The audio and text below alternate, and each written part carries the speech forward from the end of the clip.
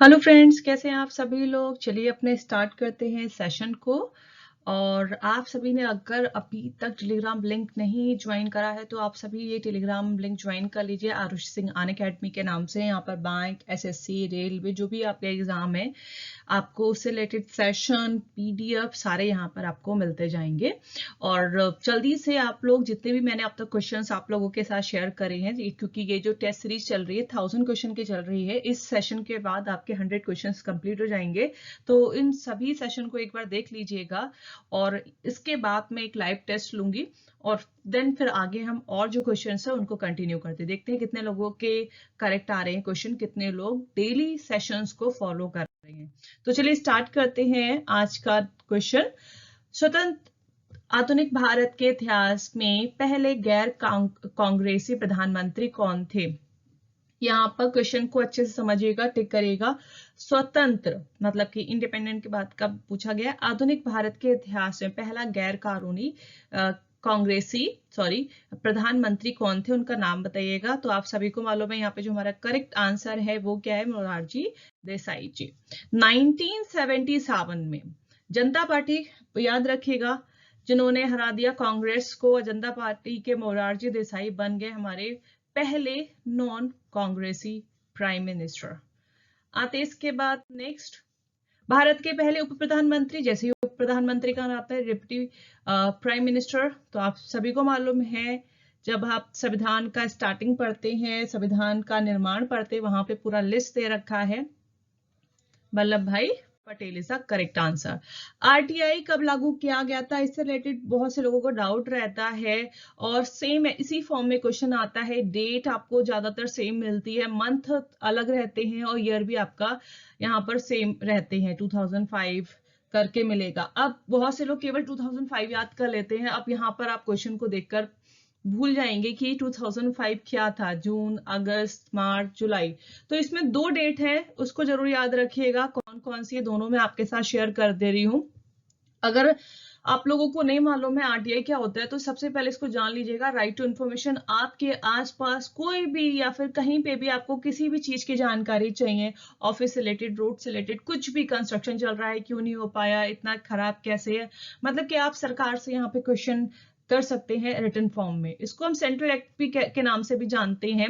और यहाँ पे दो चीजें आपको याद रखनी है, इसलिए मैंने ये आपके साथ शेयर करी हूँ। एक तो 15 जून जो यहाँ पे पूछा हुआ है कब, मगर कम इनटू फोर्स कब आया, कब चीजों को लागू करा गया। जैसे कि हम संविधान में याद करते हैं ना, 26 नवंबर 1949 में हमारा संविधान बनकर तैयार हो गया, मगर 26 जनवरी 1950 को ये लागू किया गया। ऐसे ही इसमें चीजों को प्रेजेंट करना, पास होना बात अलग है, लागू कब हो जा रहा है, कब इंप्लीमेंट हो रहा है, उन चीजों को भी आपको लर्न करना। तो यहाँ पे 15 जून आपका करेक्ट आंसर है। बाकी कम इनटू फोर्स आपको याद रखना है 12 अक्टूबर 2005।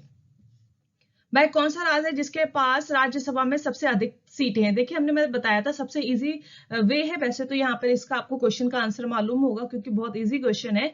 जब भी इस तरीके से क्वेश्चन आता है तो आपको याद रखना है सीटों का बंटवारा पॉपुलेशन के आधार पर होता है। सबसे ज्यादा पॉपुलेशन, अब आपको पॉपुलेशन तो मालूम है जनसंख्या कहाँ पर, उत्तर प्रदेश में है।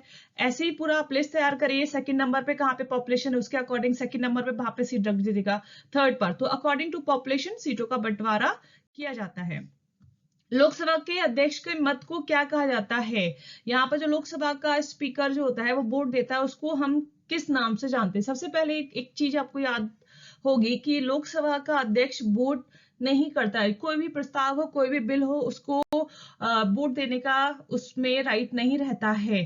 उसका जो वोट होता है वो किस तरीके से काउंट किया जाता है, निर्णायक वोट। कैसे, अगर दोनों तरफ से, दोनों पार्टी के तरफ से वोट जो है इक्वल आ रहे हैं, अब आपको डिसीजन एक के फेवर में लेना है, देन उस समय लोकसभा स्पीकर के पास रहता है निर्णायक मत देने का अधिकार। ऐसे आप नॉर्मली अगर पूछ रहे हैं, कोई भी आपसे क्वेश्चन कर रहा है कि लोकसभा का स्पीकर किस की तरफ वोट देगा, तो यहाँ पर क्योंकि वो वहां पर मेंबर की तरह काम नहीं कर रहा है, वहां का वो स्पीकर है, तो उसको क्या है, जो चीजें हो रही हैं, मेजोरिटी से चीजें आ रही है, उसको पास करके लागू कराना है, ना कि खुद वोट देगा।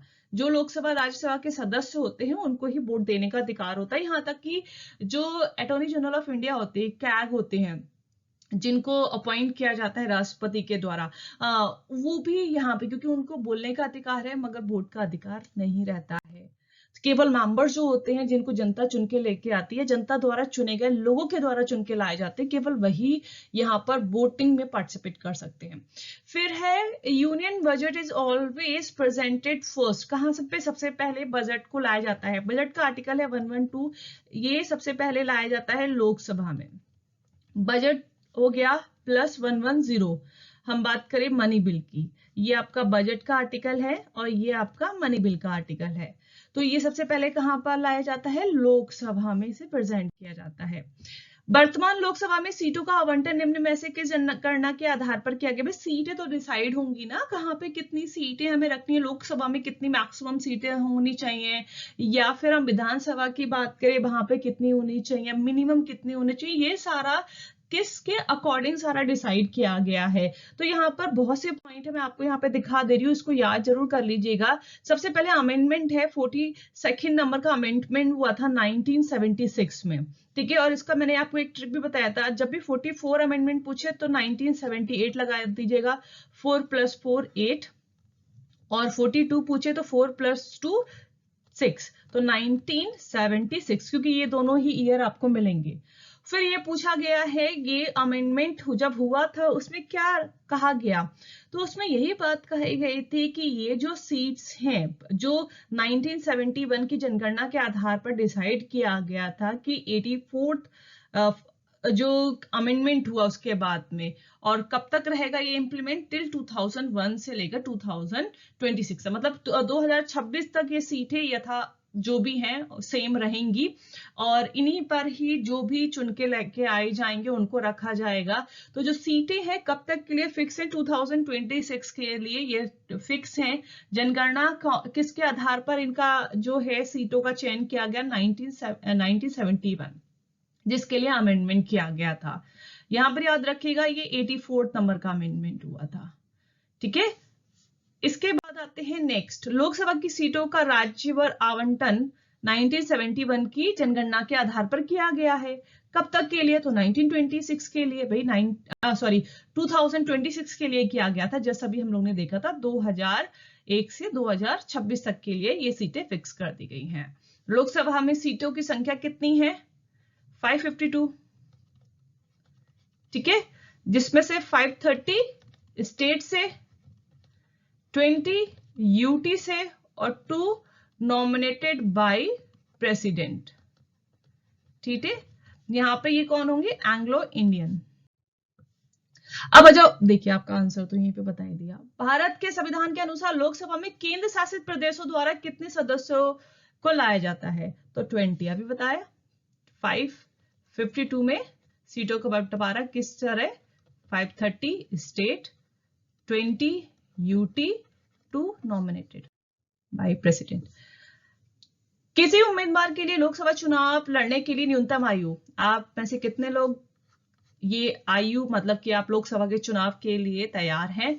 तो जितने लोगों का 25 एज कंप्लीट हो गया है वो लोकसभा के चुनाव के लिए तैयार है, मतलब कि मिनिमम 25 एज कंप्लीट होनी चाहिए, आप लोकसभा के चुनाव लड़ सकते हैं। एज का भी क्राइटेरिया बहुत इजी है, किसी का भी एज पूछ रहे हैं उसका मैं एक सेशन लेकर आप लोगों को एज लर्न करा देंगे, बहुत ही इजी सेक्शन है, आप टॉपिक है उसमें आप किसी का भी एज पूछे आराम से आप टिक कर सकते हैं। इसका आप भी बस ये याद रखिएगा 84 नंबर का जो आर्टिकल है पार्ट 5 में, उसमें ये बात को कहा गया था, मिनिमम एज यहाँ पे जो कही है 25 ईयर। भारतीय संविधान का निम्नलिखित में से कौन सा लेख भारत की संसद के संविधान से संबंधित, इसमें से कौन सा है आर्टिकल आपको बताना है जो संसद का है? तो संसद के लिए मैंने आपको कहा था, इसका एक मैंने आप लोगों को ट्रिक शेयर करा था, सरल 79, 80 और 81। यहां से सा से मतलब है संसद, रा से मतलब है राज्यसभा, ला से मतलब है लोकसभा, ठीक है। तो यहाँ पे संसद का पूछा है तुम्हारा 79, आर्टिकल नंबर 79। 72 तो वैसे भी आप एलिमिनेट करोगे आपको पता चल जाएगा, 72 तो आपका क्षमतान से रिलेटेड आ गया, ये किससे? क्षमतान से रिलेटेड है। निम्नलिखित में से कौन सा लेख राज्य की परिषद राज्यसभा की संरचना, लो राज्यसभा का आर्टिकल पूछ लिया आप तो आपको पता चल गया, सरल 79 सरल, सेकंड नंबर पे आ रहा था 79 80, तो 80 आपका क्या हो गया, इससे रिलेटेड हो गया। बाकी 81 82 90 यहाँ पर आप देखेंगे तो ये सारे आपके उपसभापति से रिलेटेड है। उपसभापति को हटाना मतलब राज्यसभा का सभापति कौन होता है, वाइस प्रेसिडेंट ऑफ इंडिया, ठीक है। जो उपसभापति है उनको हटाने का क्या पूरा प्रोसेस है वो सारा यहाँ पे डिफाइन किया गया है। भारत में की राजनीतिक शक्ति का स्रोत क्या है, भाई भारत की जो राजनीतिक शक्ति है जनता है, जनता वोट देगी तो कोई भी किसी को भी ला सकती है अपनी पावर से। तो यहाँ पे मेन क्या है, प्रजा, आप ही लोग चुन के जिनको लेके आते हैं वही फिर काम करते हैं आगे। तो सबसे ज्यादा जो पावर हाथ में होती है वो जनता की, जनता चाहे किसी को भी ला सकती है, किसी को भी हटा सकती है। निम्नलिखित में से किस पे कहां से हमने जो फंडामेंटल ड्यूटीज है उन्हें अडॉप्ट किया, उनको लिया है, तो यूएसएसआर से लिया है। फंडामेंटल ड्यूटी की जो टोटल संख्या है वो 11 है और इसे अमेंड किया करके अमेंडमेंट के द्वारा संविधान में जोड़ा गया था। तो कुछ पॉइंट्स आपको याद रखना है। सबसे पहले फंडामेंटल ड्यूटी का कौन सा पार्ट है, तो पार्ट है 4A, ठीक है। ए इसलिए लग गया क्योंकि अमेंड हुआ था ऑलरेडी, ये चीजें लिखी हुई थी। पार्ट 1 में स्टेट एंड यूटी, 2 में सिटीजनशिप, 3 में फंडामेंटल राइट, 4 में DP directive principle of state policy, 5 में यूनियन था, तो बीच में 4A ही ऐड करना बचा था। फिर सेकंड आपका आ गया, देखिए जो 52 में तो आपका आता है क्या, प्रेसिडेंट स्टार्ट हो जाता है, और आपका 36 टू 51 ये आपका है directive principle of state policy. तो प्रेसिडेंट में तो नहीं डाल सकते, तो 51A इसका आर्टिकल क्या रखा गया, 51A, ये है इसका आर्टिकल। थर्ड पॉइंट यहां पर आपके लिए पूछा जाता है, पहले जो हमारा संविधान था, मतलब कि जो संविधान में इसको सबसे पहले जो ड्यूटीज थी उनकी संख्या क्या थी।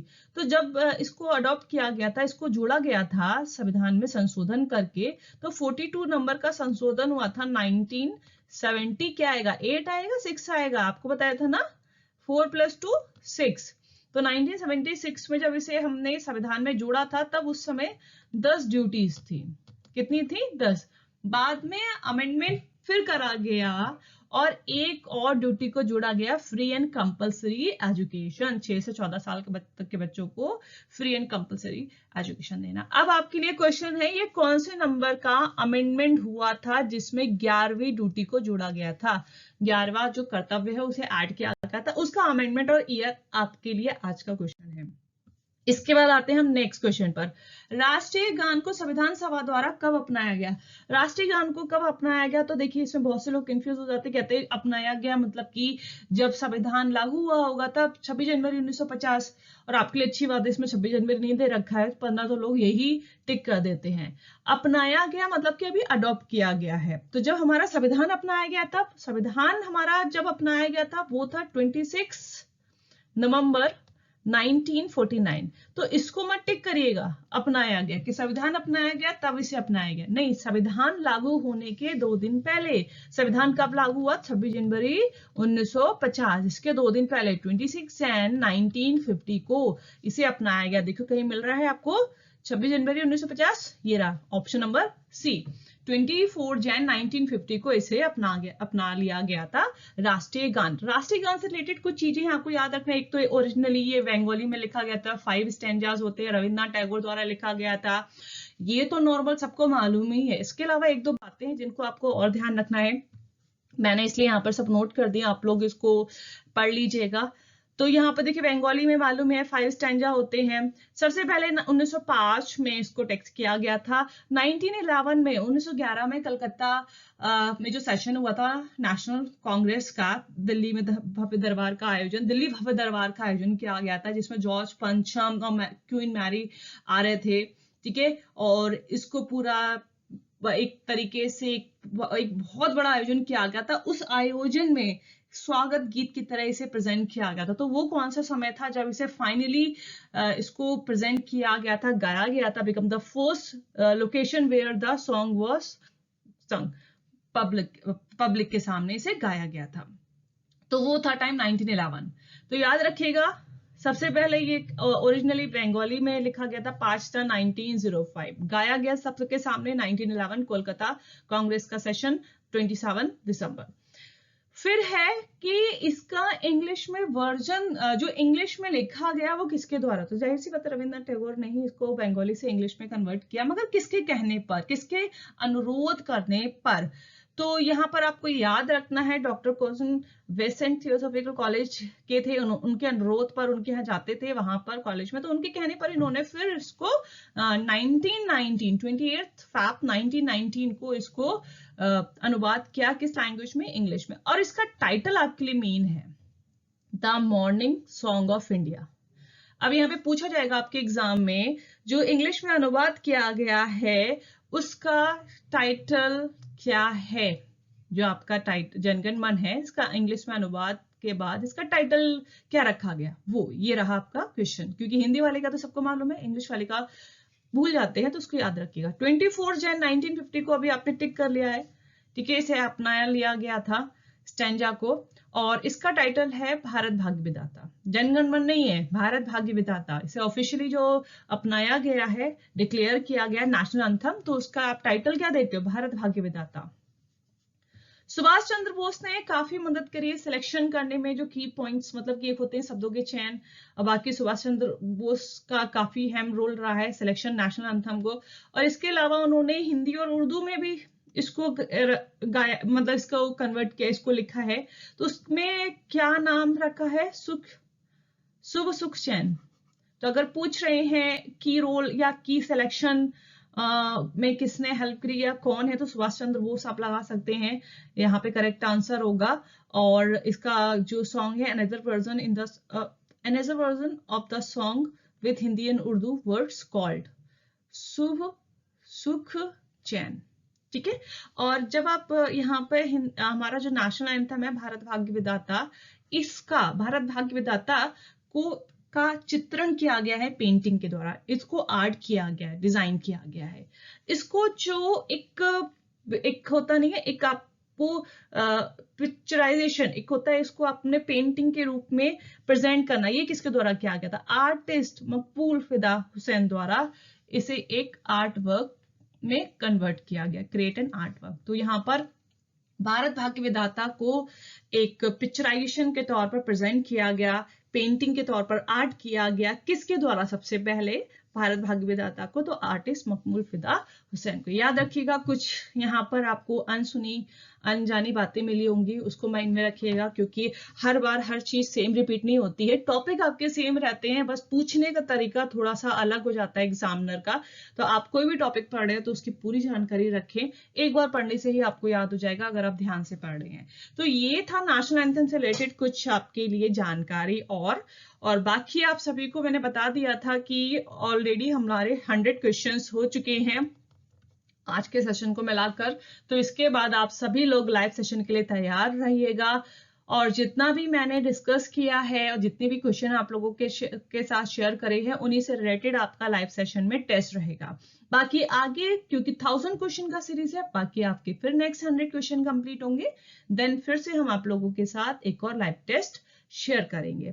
तो thank you everyone, I hope आपका सेशन, आज का सेशन आप लोगों को क्लियर हो गया होगा, समझ में आ गया होगा। कोई भी डाउट कोई क्वेरीज हो तो बाया मैसेज बाया कमेंट आप लोग पूछ सकते हैं। बाकी जितने भी टॉपिक हैं इंडियन कॉन्स्टिट्यूशन से रिलेटेड, उन सभी के लिंक आपको मिल जाएंगे डिस्क्रिप्शन में। और अभी तक आप लोगों ने चैनल को सब्सक्राइब नहीं किया है यूट्यूब का, तो ज्वाइन कर लीजिए, बेल आइकन पर भी क्लिक करिएगा, जिससे कि जब भी मैं पॉलिटी के अलावा और भी जो टॉपिक है उनको शेयर करें तो आपके पास नोटिफिकेशन आ जाए। थैंक यू एवरीवन, मिलते हैं नेक्स्ट सेशन में।